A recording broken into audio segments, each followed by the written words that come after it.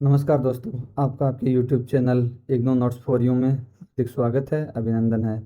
आज की इस वीडियो में हम BHIC 101 की यूनिट 6 देखेंगे, जिसका नाम है हड़प्पा सभ्यता पार्ट 2। पार्ट 1 हमने पिछले वीडियो में देख लिया था। ये हड़प्पा सभ्यता है, ये मोहरें थी, ये कुछ कब्र से मिले हैं और ये उनके शहर की बनावट थी। हड़प्पा सभ्यता 2। आज की इस वीडियो में हम सबसे पहले प्रस्तावना देखेंगे, उसके बाद परिपक्व हड़प्पा सभ्यता की परिभाषा देखेंगे। प्रारंभिक हड़प्पा सभ्यता की परिभाषा हमने लास्ट वीडियो में देखी थी। आवास के प्रारूप क्या थे, प्रमुख स्थल कौन से हैं, जैसे सिंध में मोहनजोदड़ो, पंजाब पाकिस्तान में हड़प्पा, राजस्थान में कालीबंगा, हरियाणा में बनवाली, गुजरात में धोलावीरा, गुजरात में लोथल। उनकी अर्थव्यवस्था कैसी थी, कृषि था, शिल्प था, जल निकासी की व्यवस्था किस प्रकार की थी, कला किस प्रकार की थी, व्यापार किस प्रकार करते थे, समाज में किस प्रकार रहते थे, धर्म क्या था। ये सारी चीज़ें आज की इस वीडियो में हम कवर करेंगे। अभी सबसे पहले हम देखेंगे प्रस्तावना। इस सभ्यता के स्थल पाकिस्तान और उत्तर पश्चिम भारत तथा एक स्थल अफगानिस्तान में है। सभ्यता का क्षेत्र 6,80,000 से 8 लाख वर्ग किलोमीटर के बीच। यह मिस्र और मेसोपोटामिया से लगभग 12 गुना बड़ा है, इसलिए इसे प्राचीन दुनिया की सबसे बड़ी सभ्यता कहा जाता है। हड़प्पा सभ्यता या सिंधु सभ्यता दूसरी और तीसरी BC की शहरी साक्षर सभ्यता है। मेसोपोटामिया की सभ्यता के साथ तुलना करने की बजाय स्वतंत्र रूप से इस सभ्यता का अध्ययन करने की आवश्यकता है, जो अभी हम करेंगे। हड़प्पा शब्द का तात्पर्य शहरी चरण से है। परिपक्व हड़प्पा सभ्यता परिभाषा। हड़प्पा संस्कृति का विकास एक लंबी जटिल प्रक्रिया है। 3 चरण, प्रारंभिक, परिपक्व और प्रवृत्ति में से प्रारंभिक चरण हमने पिछली वीडियो में पढ़ा था। अब हम परिपक्व चरण के बारे में पढ़ेंगे। परिपक्व चरण की विशेषताएं: नए प्रकार के मर्दबांड, शैली, मिट्टी की बनावट, बर्तनों के रूप और चित्रकारी से मिलते हैं। नए प्रकार के मर्दबांड मिले हैं। धातु का उपयोग बढ़ रहा था, कांसे की शुरुआत हो गई थी। नई धातु की वस्तुओं में बर्तन, कढ़ाई, तांबे की पट्टियाँ, ब्लेड, उस्तरा आदि शामिल थे। सभी इमारतों को 1:2:4 के अनुपात वाली पकी हुई ईंटों का उपयोग करके बनाया गया था। 4,000 से अधिक सिंधु शिलालेख पाए गए हैं। हड़प्पा और मोहनजोदड़ो, चेलिस्तान में गंवरीवाला, कच्छ में धोलावीरा और हरियाणा में राखीगढ़ी जैसे स्थल बड़ी बस्तियां थी। वजन और माप की एक आम पद्धति का उपयोग होता था। मोहरों के रूपांकनों में एक ही प्रकार की प्रतिमा विद्या का प्रयोग होता था, यानी प्रतिमा वाली मोहरें थी सबसे ज़्यादा। अभूतपूर्व नागरिक सुविधाएं जैसे स्नानगृह के साथ विशाल कमरे वाले घर, मजबूत सड़कें, जल निकासी की विस्तृत व्यवस्था, पानी की आपूर्ति प्रणाली, ये बहुत अच्छे से था उस समय पर। आवास के प्रारूप, सेटलमेंट पैटर्न, किस प्रकार से सेटल रहते थे। शहरी और ग्रामीण बस्तियां एक दूसरे पर निर्भर थी, जैसे आज भी हैं। भोजन और श्रम के लिए शहर गांवों पर निर्भर थे। शहरों के समान तेज ग्रामीण शहरी संपर्क के कारण दूर दराज के गांवों में पहुंच गए थे। बस्ती के आकार और योजना के स्तर के बीच कोई संबंध नहीं था।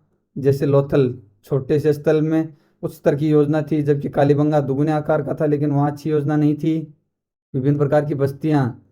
सबसे बड़ी बस्तियाँ मोहनजोदड़ो 200 हेक्टेयर से अधिक है, हड़प्पा 150 हेक्टेयर से अधिक है, गंवरीवाला 81.5 हेक्टेयर से अधिक है, राखीगढ़ी 80 हेक्टेयर से अधिक है, धोलावीरा 100 हेक्टेयर और लखमीरवाला 225 हेक्टेयर में है। मध्यम आकार की बस्तियां 10 से 15 हेक्टेयर, जुद्दिर जोदानो और कालीबंगा। छोटे आकार की बस्तियां 5 से 10 हेक्टेयर वाली हैं, आमरी, लोथल, चौंदड़ो और रोजड़ी। सबसे छोटी बस्तियां 5 हेक्टेयर से कम, अलादीनो, सुरकोटड़ा, नागेश्वर, नौसारो, गाजीसा है। प्रमुख स्थल सिंध में मोहनजोदड़ो है, पंजाब पाकिस्तान वाले पंजाब में हड़प्पा है, राजस्थान में कालीबंगा है, हरियाणा में बनवाली या बनावली है, गुजरात में धोलावीरा है, गुजरात में लोथल है। अभी एक एक करके इनका सबका अध्ययन करेंगे हम। सिंध में मोहनजोदड़ो, इसमें 2 टीले हैं, एक पश्चिमी नगर दुर्ग और दूसरा पूर्वी निचला शहर। दोनों टीले कृत्रिम चबूतरे पर बनाए गए हैं, जिनकी किलेबंदी की गई है। इसमें आबादी लगभग 20,000 से 40,000 थी। जिप्सम गारे की ईंटों से बना एक महान स्नानागार मिला है, जिसकी लंबाई 14.5 मीटर, चौड़ाई 7 मीटर और गहराई 2.4 मीटर है। ये स्नानागार आप यहाँ देख सकते हैं। फर्श और उस तक जाने वाली सीढ़ियों को डामर की एक परत के प्रयोग के माध्यम से जलरोधक बनाया गया है। महान स्नानागार के पास पुरोहित परिसर और अनकोठर है। अनकोठर यानी जहाँ अनाज रखा जाता था। टीले के दक्षिण किनारे पर एक सभा भवन है। पूर्वी टीले पर बने घरों में कमरों से घिरा एक आंगन है। कमरों की संख्या भिन्न तथा कुछ घर 2 मंजिला थे। अधिकांश घरों में शौचालय थे जो शहर की जल निकासी प्रणाली से अच्छी तरह से जुड़े हुए थे। जैसे प्रधानमंत्री हर घर शौचालय योजना उस टाइम भी चलती होगी। पानी के लिए शहरों में 700 कुएं थे। अनेक घरों में निजी कुएं भी थे। इस फोटो का इस्तेमाल मैं इसलिए करता हूँ ताकि आपको एग्जाम में याद रहे कि हर घर में शौचालय था। ये फोटो आपके दिमाग में क्लिक करेगी उस टाइम पर। पंजाब पाकिस्तान में हड़प्पा रावी नदी के पास स्थित है। नगर दुर्ग क्षेत्र मोटी मिट्टी की ईंटों की दीवारों से घिरा हुआ था। केंद्रीय गलियारे द्वारा 2 अलग खंड हैं। प्रत्येक खंड में लगभग 5 कमरे हैं। परिसर के दक्षिण में पकी हुई ईंटों के वर्ताकार चबूतरों की एक श्रृंखला है। जले हुए गेहूं और भूसी जो दरारों में पाए गए हैं। राजस्थान में कालीबंगा सूख चुकी घग्गर नदी के पश्चिम में स्थित है। स्थल पर पश्चिम में उच्च नगर दुर्ग का टीला और पूर्व में एक निचला आवासीय टीला है। अंदर नगर दुर्ग को एक दीवार द्वारा उत्तरी और दक्षिणी क्षेत्र में विभाजित किया गया है। इस क्षेत्र में कुछ घर और एक सड़क प्राप्त हुई है। मिट्टी की ईंटों के चबूतरों में से एक में कुछ वेदियां हैं जिसमें राख, लकड़ी का कोयला, चिकनी मिट्टी का पत्थर पट मिला है। पूर्वी निचले टीले के अवशेषों में भी अग्निवेदियों की खोज की गई है। कुछ घर 2 मंजिला थे। अभी हम देखेंगे हरियाणा में बनवाली सूखी रंगाई नदी के दाईं ओर स्थित है। अन्य स्थलों के विपरीत यहाँ नगर दुर्ग और निचला शहर एक ही परिसर में है। अब तक हमने देखा था कि नगर दुर्ग अलग था और निचला शहर अलग रहता था। यहाँ पर दोनों एक साथ हैं। 9 हेक्टेयर का आयताकार संपूर्ण किलेबंद क्षेत्र है। आवासों में नहाने के चबूतरे, कुएं और नालियां हैं। एक बहुकक्षीय घर जिसमें मोहरें और बाट मिला है जिसको एक व्यापारी का घर माना गया है। गुजरात में धोलावीरा यह कच्छ के रण में एक द्वीप पर स्थित है। यह आप देख सकते हैं धोलावीरा यहाँ पर है और ये चारों ओर इसके चारों ओर रण ऑफ कच्छ है। उसमें एक टापू पर स्थित है, यह द्वीप पर स्थित है। ईंटों की बजाय यहाँ की इमारतें मुख्य रूप से स्थानीय रूप से उपलब्ध बलुआ पत्थर का उपयोग करके बनाई गई हैं। पानी के संरक्षण की बहुत अच्छी व्यवस्था थी। कृत्रिम रूप से निर्मित जलाशय में पानी के स्तर तक पहुंचने के लिए निर्मित बावड़ी थी। यह आप बावड़ी देख सकते हैं। 2 के बजाय 3 क्षेत्र नगर दुर्ग परिसर, मध्यम शहर और एक ही किलेबंद परिसर के भीतर एक निचला शहर। अभी तक हम देख रहे थे 2 ही क्षेत्र थे, इसमें 3 क्षेत्र हैं। प्राचीर दुर्ग क्षेत्र के कमरों में से एक में सूचना पट मिला है, मतलब साइन बोर्ड मिला है। यह साइन बोर्ड मिला आप देख सकते हैं यहाँ पर इस प्रकार का। और इसको अगर हम अच्छी तरह से देखें तो इस प्रकार का है। अक्सर सफ़ेद कुलनार जिप्सम से बने हैं और एक लकड़ी के पटल पर अंकित हैं, ये आप देख सकते हैं। पानी की आवश्यकता को पूरा करने के लिए निचले शहर के निवासियों ने जलाशय को जमीनी चट्टानें काटकर बनाया था। ये एक जलाशय बनाया था जमीनी चट्टानों को काटकर। लगभग 16 ऐसे जलाशय मिले हैं। अभी देखेंगे गुजरात में लोथल यह हड़प्पा का एक बंदरगाह शहर है, यानी ये बंदरगाह था उस टाइम पर। यह माना जाता है कि समुद्र एक समय तक इस तल के समीप था। नगर दुर्ग और निचला शहर दोनों एक ही परिसर के अंदर स्थित हैं। शहर के पूर्व में पकाई हुई ईंटों की दीवारों से घिरा हुआ बंदरगाह स्थित था। यहाँ पानी को नियमित करने के लिए प्रवेशिका और निकास की नालियाँ बनी हुई हैं, यानी पानी प्रवेश करता था और एग्जिट होता था। माल को उतारने के लिए पश्चिम में एक चबूतरा था। अभी देखेंगे हड़प्पा सभ्यता की अर्थव्यवस्था। हड़प्पा सभ्यता के भूभाग में जलोढ़, कछारी मैदान, पहाड़, पठार और समुद्र तट शामिल हैं। यहाँ अधिक अनाज होता था जो शहरीकरण के लिए बहुत महत्वपूर्ण था। आर्थिक गतिविधियाँ प्रारंभिक हड़प्पा से परिपक्व हड़प्पा चरण को अलग करती हैं, यानी प्रारंभिक हड़प्पा चरण में आर्थिक गतिविधियाँ बहुत कम थी और परिपक्व हड़प्पा चरण में ये ज़्यादा हो गई हैं। कृषि और शिल्प दोनों के उत्पादन में वृद्धि हो रही थी। प्रारंभिक हड़प्पा काल में एक किसान अंशकालिक पशु चिकित्सक और अंशकालिक बुनकर भी हो सकता था। मुख्य आर्थिक क्षेत्र कृषि और शिल्प थे। अभी हम कृषि के बारे में देखेंगे, बाद में शिल्प के बारे में। मुख्य रबी या सर्दी की फसलें गेहूं, जौ, मटर, छोले, तिल, सरसों और मसूर थी। खरीफ या ग्रीष्मकालीन फसलों जैसे बाजरा, चावल की खेती में वृद्धि इस चरण को प्रारंभिक हड़प्पा चरण से अलग करती है। बनवाली और बहावलपुर से एक पक्की मिट्टी का हल मिला है। कालीबंगा में समकोण पर जुते हुए जालीदार प्रारूप खेत का पता चलता है। संभव है कि एक ही खेत में 2 फसलें जैसे वर्तमान समय में सरसों और कुल्थी चने की दाल अलग अलग हल रेखाओं से एक साथ उगाए जाते हैं। गुजरात के धोलावीरा में जलाशयों का अस्तित्व था। अभी पशुपालन देखेंगे, कृषि है तो साथ में पशुपालन भी होगा। फसलों पर पाए जाने वाले पालतू जानवरों में मवेशी, भैंस, भेड़, बकरी, सुअर, ऊंट, हाथी, कुत्ता, बिल्ली, गधा आदि शामिल थे। मवेशियों का मांस पसंद किया जाता था। मवेशियों और भैंस ने कृषि में भारवाहक जानवरों के रूप में मदद की होगी। जंगली भैंस, हिरण, जंगली सुअर, गधा, सियार, कृंतक यानी चूहा, गिलहरी जैसे कतरने वाले जानवर और खरगोश का शिकार करते थे। हड़प्पा से समुद्री कैटफिश के सबूत मिलने से लगता है कि तटीय समुदायों ने अंतर्देशीय बस्तियों के साथ सूखी मछली का व्यापार किया होगा। यदि फसलें विफल रही तो शिकार पर निर्भर कर सकते थे। शिल्प, अभी हमने कृषि का देखा, अभी हम शिल्प देखेंगे। कच्चे माल के उपयोग की सीमा के बावजूद शिल्प उत्पादन में विस्तार किया गया। हड़प्पावासी कांसे की तुलना में तांबे का अधिक उपयोग करते थे। प्रमुख शिल्प कार्य कौन है? सबसे पहला है मर्तबांड बनाते थे, धातुक्रम यानी धातु से कुछ औजार बनाते थे, मन का उत्पादन करते थे, मिट्टी की प्रकाशित वस्तुएं बनाते थे, पत्थर की चूड़ियाँ बनाते थे, पाषाण उद्योग, सीप प्रौद्योगिकी, सेल खटी और भार और नापतोल। अभी सबसे पहले हम देखेंगे मर्तभांड यानी मिट्टी के बर्तन। हड़प्पा के शहरों से मिलने वाले मर्तभांड पहिए पर बने और पक्के सामान्य लाल रंग के और सादे सजाए हुए बर्तन थे, यानी सादे भी थे और सजाए हुए बर्तन भी थे। आप देख सकते हैं इनको, ये डिजाइन है। चित्रों को काले रंग में बनाया जाता था और ज़्यादातर में ज्यामितीय या प्राकृतिक चित्र थे। इनमें पीपल की पत्तियां, मछली के सल्क और वर्त शामिल है जो प्रारंभिक हड़प्पा चरण से जारी रहे थे। ये हमने प्रारंभिक हड़प्पा चरण में भी देखे थे, सल्क वाले और प्राकृतिक पीपल की पत्तियां। मर्तबान साधारण तस्त्री, घुंडी सजावट वाले बर्तन, एस रेखा चित्र नुमा फूलदान, नुकीले आधार पर टिके प्याले जैसी आकृतियां बनाई थी। मोहनजोदड़ो, हड़प्पा, नौशेरो, समुद्रों में मर्तबांडों की भट्टियां पाई गई हैं। धातुक्रम, यह हड़प्पावासियों द्वारा प्रयुक्त तांबे और कांसे के उपकरण हैं। हड़प्पावासियों को तांबा, सोना, चांदी की धातु, कलाई रांगा, सखिया, सीसा, गिल्ट और जस्ता जैसी मिश्र धातुओं के बारे में पता था। तांबे का प्रयोग हथियारों के रूप में और कृषि उपकरणों जैसे दरांती, बढ़ईगिरी के उपकरण और छेनी, आभूषणों में सुरमा सिलाइयों, अंगूठियों, चूड़ियों, कर्णफूलों आदि वस्तुओं जैसे मछली पकड़ने वाले कांटे, सुइयों और तवा मूर्तियों में किया जाता था। हड़प्पावासियों को लोहारी गर्की यानी धातु को गर्म करना और ठंडा करके जोड़ने की तकनीक पता थी। लोथल में 16 भट्टियां मिली हैं।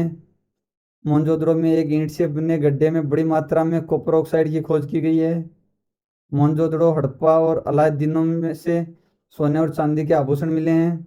अभी आगे देखेंगे मन का उत्पादन। हड़प्पावासियों द्वारा निर्मित सबसे प्रसिद्ध कलाकृतियां उनके मनके थे। इंद्रगोप के मनके निर्यात के लिए महत्वपूर्ण हैं। ये इंद्रगोप है।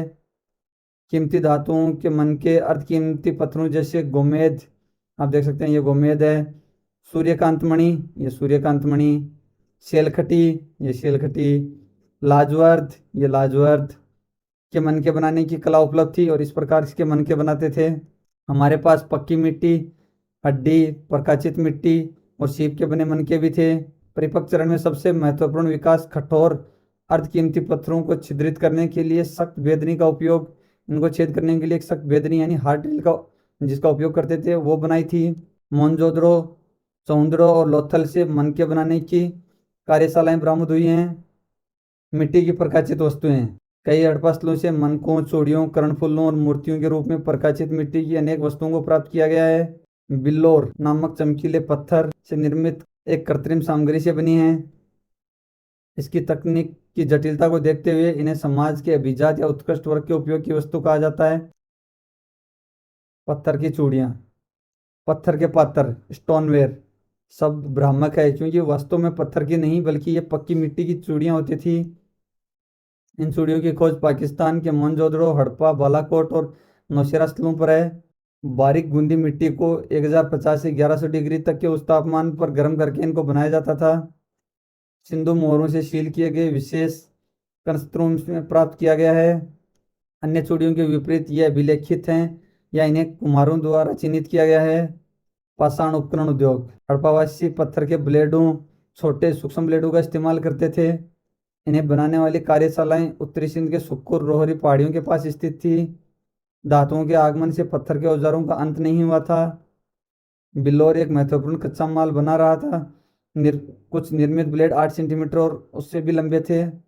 सिंध के अलावा गुजरात के लोथल जैसे स्थल भी स्थानीय स्तर पर उपलब्ध पत्थर से ब्लेडों का निर्माण करते थे। सीप प्रौद्योगिकी, शंख से निर्मित चूड़ियाँ, करछुल, चम्मच, जड़ने के टुकड़े, सजावटी वस्तुओं जैसे सामान, मकरान, कच्छ और खंभात तट जैसे सिंधु स्थलों से प्राप्त हुए हैं। मकरान तट से बड़ी सीपियों और कच्छ शायद ओमान से साइकोरियस सीप, ये देख सकते हैं आप साइकोरियस सीप, और फासियोलारिया सीप से बने थे। ये फासियोलारिया सीप है। सीप की वस्तुओं का निर्माण बालाकोट, नागेश्वर, कुंतासी में किया जाता था। कुछ आंतरिक स्थलों जैसे हड़प्पा और मोहनजोदड़ो में भी किया जाता था। कच्चे रूप से सीप अत्यधिक मूल्यवान था और एक महत्वपूर्ण व्यापार वस्तु था। सेलखटी, सेलखटी का उपयोग मुख्य रूप से मोहरें के निर्माण में और मनकों के उत्पादन में किया जाता था। मोहरें बनाने के लिए कार्यशालाएं हड़प्पा, लोथल, नौशेरो, मोहनजोदड़ो, चौंदड़ो में थी। मोहरों पर जानवरों जैसे छोटे सींग वाले बैल, भैंस, बैल, गेंडे, बाघ, मगरमच्छ के चित्र थे। ये आप देख सकते हैं, बैल का चित्र, हाथी का चित्र। कल्पित जानवर, कुछ जानवर तो रियल में होते थे, कुछ जानवरों की सिर्फ कल्पना है। ऐसे जानवर थे जिनमें एक सींग वाले पशु थे, जबकि रियल में ये पाए नहीं जाते, इनकी कल्पना ही की जा सकती है। सींग वाले बाघ, बाघ के कभी सींग नहीं होते। सींग वाला हाथी, इनके भी चित्र बनाए थे। यहाँ पर आप देख सकते हैं, ये सींग वाले जानवर हैं। अधिकांश नमूने चौकोर हैं, लगभग 10% आयताकार भी पाए गए हैं। ज़्यादातर जो मोहरें हैं वो चौकोर ही हैं। कुछ मोहरें हैं जो लंबी आयताकार रूप में भी हैं।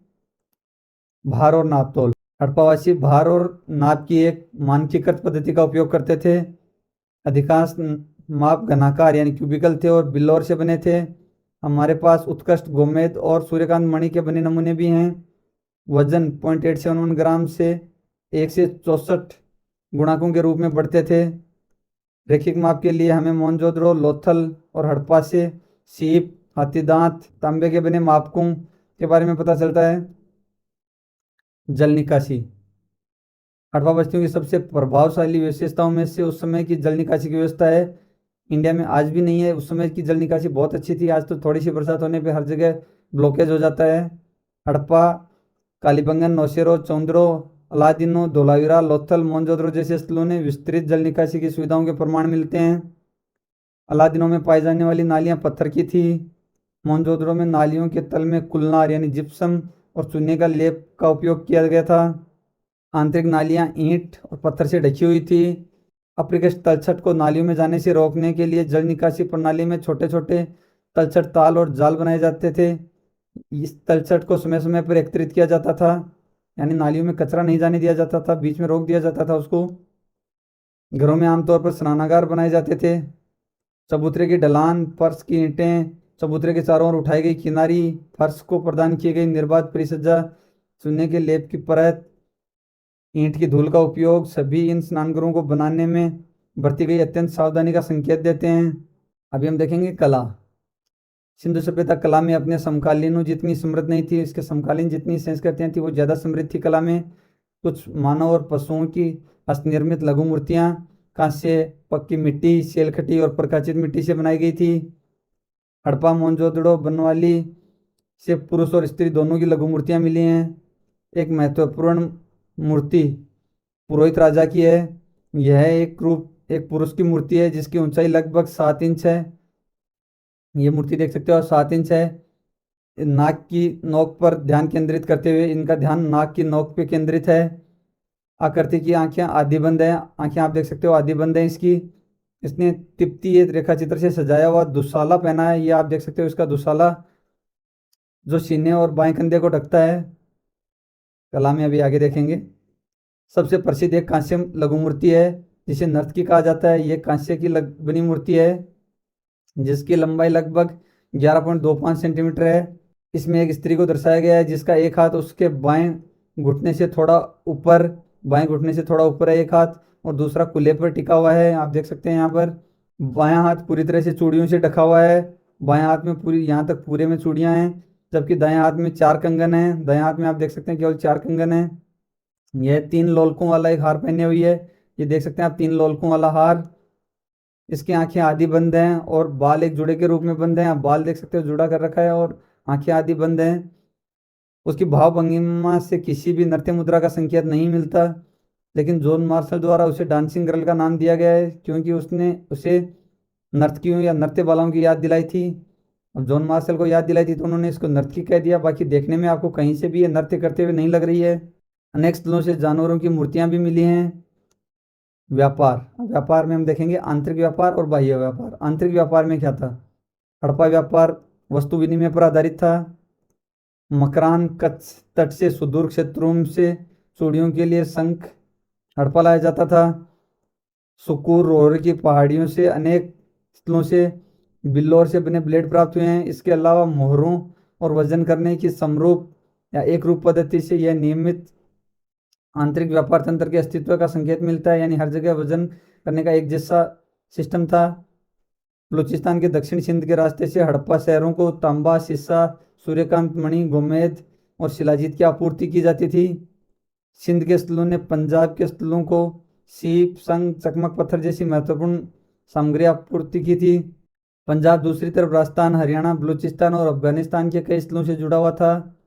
राजस्थान के शेष स्थलों को सोना, चांदी, सीसा, अर्थकीमती रत्न और तांबा प्रदान किया और बदले में बिल्लौर और सीप प्राप्त किए थे। अभी देखेंगे बाहरी व्यापार। पश्चिम एशिया के अनेक स्थलों से कई सिंधु कलाकृतियों की खोज की गई है।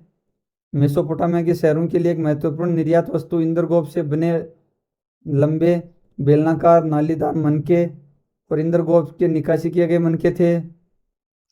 सिंधु की और सिंधु जैसी मोहरों की प्राप्ति भी व्यापार के अस्तित्व का समर्थन करती है। उर से एक सिंधु बाट प्राप्त किया गया है। टेप गवारा और अल हिबा से हमने एक सिंधु पासा बरामद किया है। ये पासा वहाँ किस व्यापार के लिए गया होगा या वहाँ पर अगर बाट है तो वहाँ एक जैसी पद्धति होगी, इसीलिए वहाँ से व्यापार का सबूत है ये। नमाजगाह से हड़प्पा सभ्यता में खोजी गई आकृति के समान ही पक्की मिट्टी की एक महालिंगी कलाकृति को प्राप्त किया गया है। उत्तर और दक्षिण ईरान के स्थलों को इंद्रगोप से बने मनकों का निर्यात किया जाता था। कलह निसार से 3 सिंधु जैसी मोहरें प्राप्त हुई हैं। सुसा से सिंधु चिन्हों को दर्शाती एक बेलनाकार और एक वर्ताकार मोहर प्राप्त हुई है। पश्चिम एशिया के अलावा हड़प्पा के अफगानिस्तान और मध्य एशिया के साथ व्यापारिक संपर्क थे। अफगानिस्तान से प्राप्त लाजवर्द और मध्य एशिया से प्राप्त कलाई बहुत मूल्यवान थे। अफगानिस्तान में सोर्तुगई नामक स्थल संभवतः इस व्यापार को सुविधाजनक बनाने के लिए स्थापित किया गया था। उत्तरी अफगानिस्तान में डेस्ली पर स्थित महल से हमने सिंधु जैसे तिब्बतीय रूपांकनों वाले पुरावशेषों, सिलखड़ी पत्थरों पर अंकित कुब्बड़ वाले बेल, सेलखटी से बने वर्ताकार फूलदानों की आकृतियों की खोज की है। अभी हम देखेंगे समाज, हड़प्पा सभ्यता का समाज। आर्थिक गतिविधियों से हम समाज के विभिन्न शिल्प विशेषज्ञों, व्यापारियों और किसानों की उपस्थिति का अनुमान लगा सकते हैं। किलों, अनबंडारों जैसी महत्वपूर्ण इमारतों का निर्माण एक श्रमिक वर्ग के अस्तित्व को अंकित करता है। मोहरों की उपस्थिति, कलाकृतियों का मानकीकरण, एक समान तौल का उपयोग एक शासक वर्ग के अस्तित्व को इंगित करता है जिसने विभिन्न आर्थिक गतिविधियों को विनियमित किया था। हालांकि हड़प्पा धर्म की प्रकृति पर बहस जारी है, लेकिन इसमें कोई संदेह नहीं कि एक पुरोहित वर्ग मौजूद था। अभी हम देखेंगे शासक, राजा कौन था, राज कैसे होता था। हड़प्पा राजनीतिक व्यवस्था पर बहस के कई मुद्दे शामिल हैं। क्या इसमें एक ही साम्राज्य था? क्या अलग अलग राजा थे जो एक सामान्य विचारधारा का पालन कर रहे थे? किस तरह के शासकों का अस्तित्व था, निरंकुश या समष्टिगत? क्या सभ्यता एक राज्य या एक मुख्य तंत्र के स्तर पर थी? अब अलग अलग विद्वान इसके बारे में अलग अलग राय रखते हैं। स्टुअर्ट पिगोट के अनुसार यह एक ऐसा साम्राज्य था जो एक कुशल नौकरशाही द्वारा समर्पित निरंकुश पुरोहित राजाओं द्वारा शासित था। डब्ल्यू फेयर सर्विस के अनुसार केंद्रीय शासन को सैन्य प्रवर्तन और एक स्थायी सेना की आवश्यकता होती है, जबकि हड़प्पा शहरों में सैन्य चरित्र का अभाव था। एम केनोर के अनुसार हड़प्पा वासियों में राज्य स्तर और मुख्य तंत्र स्तर दोनों प्रकार की राजव्यवस्थाओं की मौजूदगी थी, जिसमें बड़ी बस्तियां राज्य स्तर पर और सुदूर क्षेत्रों में छोटी बस्तियां मुख्य तंत्र स्तर पर संगठित थी। जे जैकबसन के अनुसार राजव्यवस्था के संदर्भ में यह सभ्यता एक प्रारंभिक राज्य स्तर पर हो सकती है, जैसा कि इसके कमजोर सैन्य घटक और स्त्रीकरण के असक्त स्तरों को देखा जा सकता है। हड़प्पा सभ्यता में कोई न कोई राजनीतिक सत्ता राजव्यवस्था अवश्य मौजूद थी, जो मेसोपोटामिया या मिस्र के राजतंत्र से भिन्न थी। अभी हम धर्म देखेंगे। हड़प्पा सभ्यता में कौन सा धर्म? हड़प्पा धर्म की एक प्रारंभिक समझ जॉन मार्शल द्वारा प्रस्तुत की गई थी। मोहनजोदड़ो और हड़प्पा से उपलब्ध साक्ष्यों के आधार पर उन्होंने हड़प्पा धर्म और बाद के हिंदू धर्म के बीच में कई समानताएं देखी थी। कालीबंगा, लोथल और बनवाली जैसे स्थलों से अग्निवेदियों के प्रमाण मिले हैं। हड़प्पावासी पीपल के वृक्षों की पूजा करते थे, क्योंकि एक मोहर में एक वृक्ष को नमन करती 7 आकृतियों को दर्शाया गया है। सींग वाला एक पशु इस पेड़ के ऊपर खड़ा है। सप्तऋषियों के रूप में इन आकृतियों की पहचान करते हैं। मोहनजोदड़ो और हड़प्पा से प्राप्त बेलनाकार पत्थर के शिवलिंग शिव के अस्तित्व का समर्थन करते हैं। आद्य शिव मोहर, ये एक मोहर मिली है जिसको आद्य शिव मोहर कहा गया है। एक मोहर की पहचान उनके द्वारा आद्य शिव मोहर के रूप में की गई है। इस मोहर के मंच पर बैठे एक पुरुष की आकृति है, यानी मंच के ऊपर एक पुरुष बैठा है। ये आप देख सकते हैं मंच है यहाँ पर। उसकी एड़ियाँ जुड़ी हुई हैं और पैर के अंगूठे नीचे की ओर हैं। आप यहाँ देख सकते हैं उसकी एड़ियाँ आपस में यहाँ जुड़ी हुई हैं और पैर के अंगूठे नीचे की तरफ हैं। उसकी दोनों भुजाएं चूड़ियों से ढकी हुई और घुटनों तक टिकी हुई हैं। उसकी ये भुजाएं हैं, ये देखो चूड़ियों से ढकी हुई हैं और घुटनों के ऊपर टिकी हुई हैं। यह योग मुद्रा में मूलबंधासन के समान है। योग मुद्रा में जब मूलबंधासन करते हैं तो इसी प्रकार बैठते हैं। ऐतिहासिक शिव के को योग से जुड़ा माना गया है। उन्हें महायोगी के रूप में भी जाना जाता है। आकृति 6 जानवरों से घिरी हुई है। हाथी, गेंडा, भैंस, बाघ और 2 मृग। आप देख सकते हैं ये बाघ है, ये गेंडा है, ये हाथी है, ये भैंस है और ये 2 मृग हैं। इस आधार पर उनकी जानवरों के भगवान यानी पशुपति के रूप में भी व्याख्या की जा सकती है। यह आकृति 3 मुखी है, जो बाद में शिव के कुछ चित्रों के समान है। अभी देखेंगे मातृ देवी या प्रकृति देवी। एक पुरुष देवता की उपस्थिति के अलावा मार्शल ने इस संवेदा में मातृ देवी की पूजा की उपस्थिति को भी रेखांकित किया है। 2 प्रकार के आंकड़े उपलब्ध हैं, मोहरें और लघु मूर्तियां। मार्शल ने मोहनजोदड़ो हड़प्पा में खोजी गई पंखे के आकार की केस सज्जा, सुशोभित मनकों की हार और छोटी स्कर्ट। आप देख सकते हैं मनकों का हार पहना है, एक छोटी स्कर्ट पहनी है और पंखे की तरह केस कर रखे हैं। एक स्त्री की कलाकृति को मातृ देवी या प्रकृति देवी कहा है।